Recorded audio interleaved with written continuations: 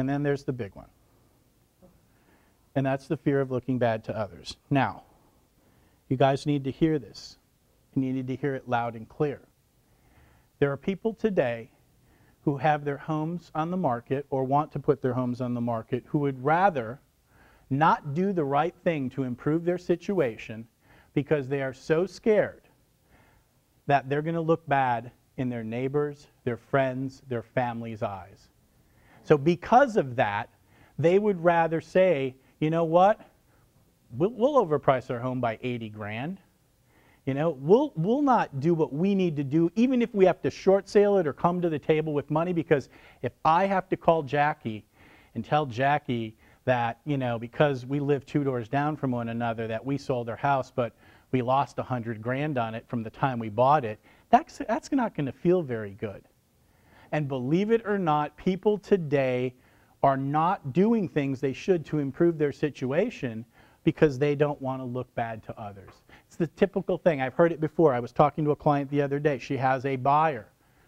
The person did not want to purchase the home, which they were getting a fabulous deal on, because in their mind, fear of making the wrong decision came first, that we can get the home in February for 20 grand less.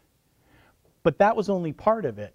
The other fear was that my father is helping us put the down payment down, and if I buy that home and go back to that community in February and a similar home it's being sold for a less price, and he finds out about that, oh, that's not going to be good. Do you see where I'm going with this? This is all mental stuff, guys, and these buyers and sellers today are going through this. And I'm not saying we're not, but we as realtors are not doing a good enough job to negate these fears. We're just asking questions on the surface and we're not probing deep enough. This one comes up all the time, and it's very subtle, but it does come up and it creeps up. So people would rather do things today that aren't going to improve their Was that a phone? No, on my camera. Oh, okay.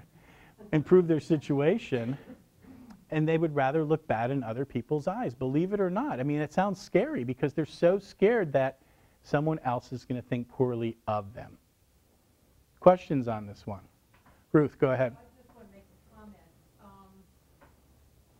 I know this is very, very prevalent with almost everybody in every walk of life, to the point that one of the big barriers I had to overcome in my daily prospecting is one of my biggest fears was looking at the people I was calling. And until I realized that they were also fearful of looking bad to the person calling, meaning myself, an agent, and very often their fear was greater than mine, and that I could then shift my position of not being fearful, but helping them overcome their fear by asking questions and being reassuring. Did I not get over that hurdle?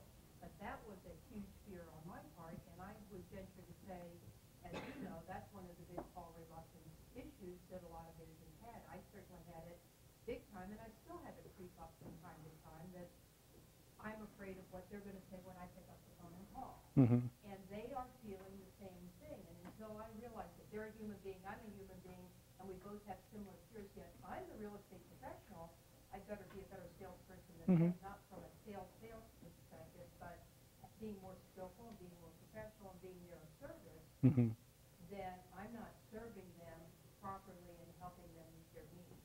Great. By asking probing questions and reassuring them. Great. So let me ask the group, because since this is the one that is very prevalent, and I guarantee you, I could sit down with every one of you today and talk about the clients you have, and one of these fears would come up, but number 5 may come up. How do we handle this? What can we do as real estate professionals when we have a client? Okay, I want to hear from you guys. What can we do as real estate professionals to negate this fear and make it go away? Ruth just shared some things, but what else? Especially how would they phrase that? Because I don't think I've run into that. Like, how would that objection come up? Well, I think the objection could come up in, that's a great question. I think the objection comes up in multiple ways. It comes up in, you know, we're not sure what we want to do. You know, there's always the delay. We have to think about it. And again, what I would do with these, and I'll make this point again, I would take these and have these with me when I'm qualifying or asking my probing questions, so I know if I see one I can check it. It might be, this one is hard to detect. it's hard to detect at times because they may not come out and say, you know, if we sell, you know, I may actually have to call my father or tell my friend down the street, but it comes out in the ways, well, we really don't want to come to the table with money, or, you know, that seems like a lot of money we may lose on this deal, or, you know, my friend Jim down the street, when they sold, and they'll bring other people into the equation very subtly. That's what I've seen. Chris? I would go with story sell, fact tell. I would almost like, if I felt something like that was happening, I would maybe say, you know what, I would relate to the situation, not relate to their situation, but say, you know, my aunt or my brother or my sister or my friend, my neighbor was in a position where he took a loss on a house. So I would just tell a story, and he was so happy at the end that he did it because there was a big weight lifted off his chest. I would just use a story. And even if they didn't say it, if I felt it, that's how I would kind of open them up. Good. I agree with that, and I'm sort of on the same thing that Phil felt that. I understand how you feel. Somebody else, like you said, third party, felt the same way, and they found that by, you know, moving forward, then they didn't lose their home, didn't go to foreclosure, didn't, you know, ruin their credit, whatever it is, whatever it applies to them, and approach it as a problem solver. There you go. Good. David? I was going to say something on the same basis. I think number 5, what we deal with a lot is a lot of people are in tough financial situations, hardships, and they don't want to admit it. They don't want to admit it to you. They don't want their neighbors to know. They don't want anybody to know. And that's kind of, you got to help them work through that. And one of the first things we do is just we inspect that because you can kind of figure it out based on where they want to price the house. You can look and see the mortgage. There you go. Yep. You've got to let them know right up front that this is very common. It's a very big part of the market right now. 1 in 3 properties are in this situation right now. And it really comes down to trust, too.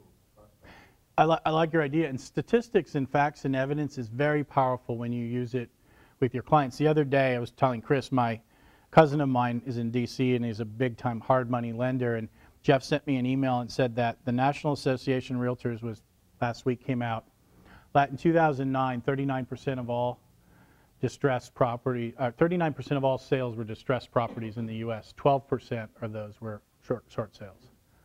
So use those statistics and let them know, listen, you're not alone in this situation. We understand it's not the position we'd like to be in, but you're not alone, and that's why you've hired us to help. John, go ahead. Well, you know, you're bringing up a great point, and this is a great question. Yesterday, I know some of you weren't here, but yesterday we talked about pardon me? I'm sorry. The point was, Zizi said that sometimes that ego, the ego of the client gets in the way.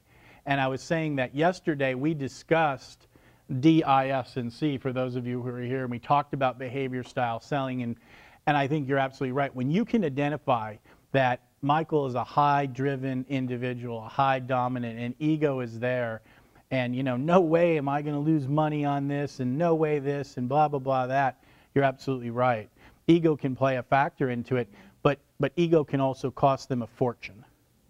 But it's more difficult to address than any other fear. It can be, but if I understand that person is a high-driven individual, I will have a very, very matter-of-fact conversation with that person and say, Michael, your ego's getting in the way. It's going to cost you $100,000 more if you decide to wait. Now, are you prepared for that? Yes or no? I wouldn't say that to my wife, Anita, because she's a high compliant steady, and she'd be like, oh, my God, you know. But if she was, and that was getting in the way, I'd say then we need to sit down and look at the statistics, the facts, the evidence of what else is going on in the market, so you know you're not alone. Do you see where I'm going? But if they're a high-driven dominant, if you don't get in their face, they're not going to respect you either. Do you see where I'm going with that? You need, and remember that role play John and I did? You know, John had a little ego going there yesterday on his 650, and you know what? I was ready to walk away because, you know what? I don't need his business. You know, you should get yourself into that position. We're not going there today, but get yourself into that position where you never need a deal. Never. Because the minute you go there, then you're in trouble.